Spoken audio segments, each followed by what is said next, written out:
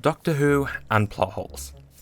Is there a more iconic duo? There's no denying Doctor Who's continuity and lore can be a little bit of a mess sometimes, to the point where it's practically impossible to piece things together. And recently, I thought, what if I try and explain a bunch of Doctor Who plot holes? Surely that's a possible thing to do, right? So recently I made a community post asking people to give me the most annoying Doctor Who plot holes to them, and in this video I'm gonna do my best to provide a reasonable explanation for them. Also, to be clear, I know pretty much all of these can be explained as the Toymaker messing with the Doctor's timeline, but shut up, let me feel smart. What always irked me was Torchwood.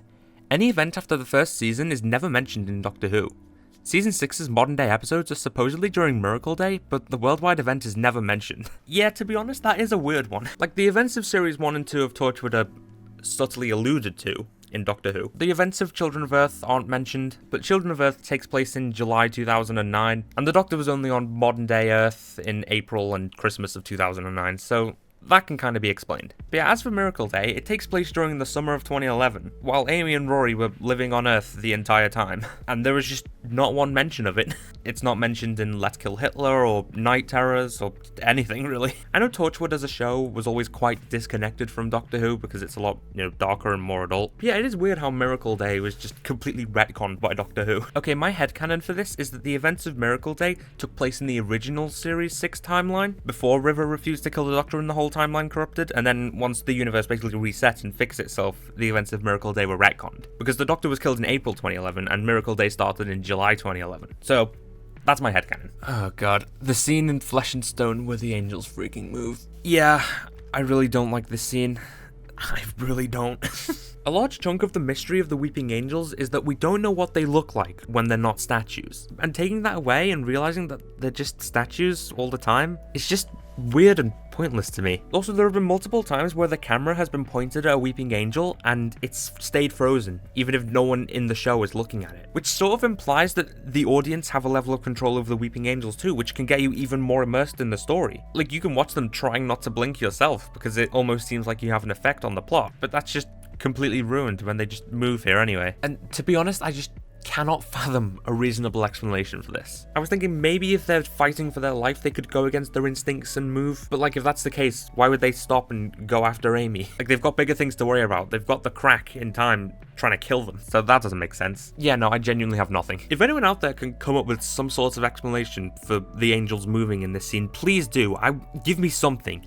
Anything, because this scene frustrates me to no end. As much as I love Amy and Rory, their exit was good, and I know River mentions how if the Doctor tried going back to New York, it would destroy everything, but I never understood why the Doctor couldn't just go back to New York City right outside the city limits and get them, or even a little while after they were sent back by the Angels. Yeah, that is a pretty major plot hole of the Angels Take My Hand that has been pointed out many times. The best I can come up with is the angel that got Amy and Rory was presumably a survivor of the Angels at Winter Key, so maybe if the Doctor tried to pick up Amy and Rory from New York, the Angels would continue chasing them across time and space. I don't know, that's the best I can come up with. It doesn't make much sense, I know, but I'm trying my best here, give me a break. How the hell did the fugitive Doctor have a TARDIS that looked like a police box if the chameleon circuit got stuck as a police box in an unearthly child? Yeah, another very common criticism of the Ruth Doctor's TARDIS in Fugitive of the Jadoon. Basically, the Ruth Doctor presumably comes before the first Doctor, William Hartnell, but we saw in part 2 of An Unearthly Child that the TARDIS landed in the Stone Age and was still a police box, and the Doctor was surprised by this. So presumably, in this timeline, the Ruth Doctor landed on Earth,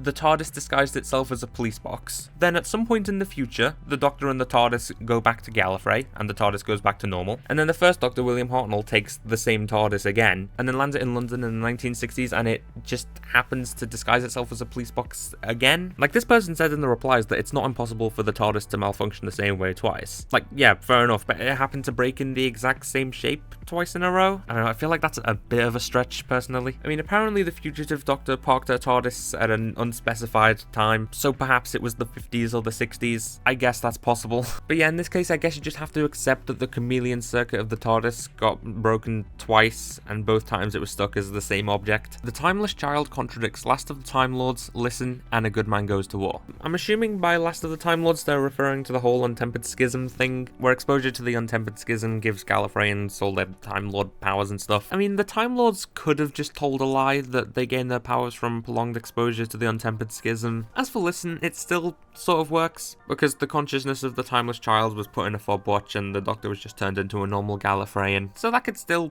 sort of work. And yeah, good man goes to war. Basically it turns out River Song is part Time Lord because she was conceived in the TARDIS while it was flying in the vortex. I mean, that explanation on its own was already a bit of a stretch. But yeah, with the whole timeless child stuff, it makes absolutely no sense now. You know, seeing as the Time Lords didn't in fact gain their powers due to prolonged exposure to the time vortex, the only real potential explanation is... moving on. Not exactly a plot hole, but I would love it if the show fully confirmed Missy as the last Master in their timeline. Her death was such a perfect end to the Master, and the idea of undoing it makes no sense to me. Absolute facts. Yes, this person is based. Good job, Owen, on your basedness. Yeah, dude, I love Missy. Like, her character arc was so good, and she served as such a good end to the Master. Unless the whole Lumiat thing is canon, I don't know. But yeah, the Master's timeline is a bit of a mess, and to be honest, I find it hard to believe that the Doctor and the Master both always meet each other in chronological order. So yeah, my headcanon is that Missy is the final Master in the Master's full chronological timeline, but this also ties in with my belief that the new Who Masters, like Jacoby and Sim and Dewan, all come before the classic Who Masters. Like, it would explain a lot of things, like how the classic Who Masters didn't have the drum beat in their head, and also it would explain why the Master in classic Who wasn't as, like, insane as the Masters in New Who. You know, we've essentially seen the Master's character development, like, out of order. As they grow and mature and become a lot more cunning and less insane, I feel like that makes sense. And then yeah, it all culminates with Missy. That's my headcanon. The death of the Doctor being a fixed point in time in the wedding of River Song, and the fact that the Doctor cheated it by having the Tesselector get shot instead. The universe/concept of time isn't going to get fooled by a robot copy of the Doctor dying instead. The whole point of the fixed point is that the Doctor no longer lives. Absolutely awful resolution to a potentially interesting arc. Yeah, I agree, the resolution to Series 6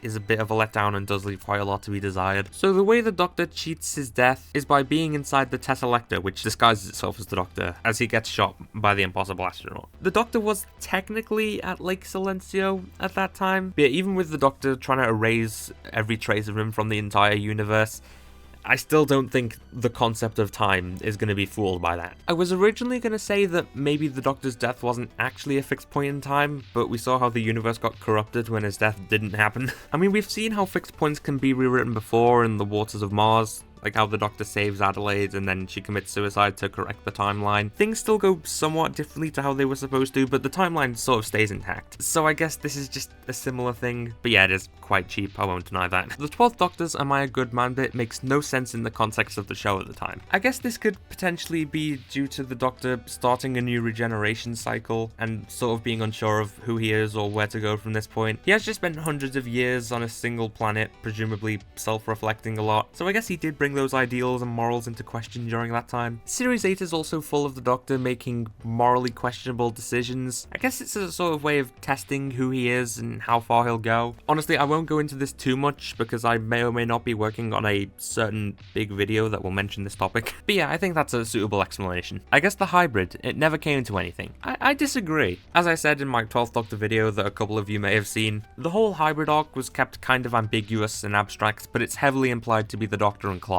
You know, the whole thing is how their relationship is super toxic, and the Doctor ends up almost destroying the whole universe for her. Also, it's a classic example of the Destiny Trap. See, the Time Lords were worried about the hybrid becoming a thing, so they trapped the Doctor in his confession dial for billions of years to try and find out what it was. But by doing that, they've essentially created the hybrid. Like, they essentially concluded their own prophecy. But yeah, I think the hybrid works better than a lot of people give it credit for. The Doctor being half human. I would argue this is even worse than the timeless child. Now, that is not something you hear every day in the Doctor Who community. So yeah, if you don't know, in the Doctor Who movie from 1996, it's confirmed that the Doctor is half human. Yeah, I don't know. The best I can come up with is that the TV movie just isn't canon, like it takes place in an alternate universe. Obviously, I'm not saying the 8th Doctor isn't canon, like he is, obviously. But yeah, the TV movie itself just takes place in an alternate reality. It's a cheap excuse, I know, but it's the best I can do. So yeah, that was some plot holes that I've tried my best to explain. But yeah, feel free to point out how I'm wrong and stupid and stuff in the comments. And yeah,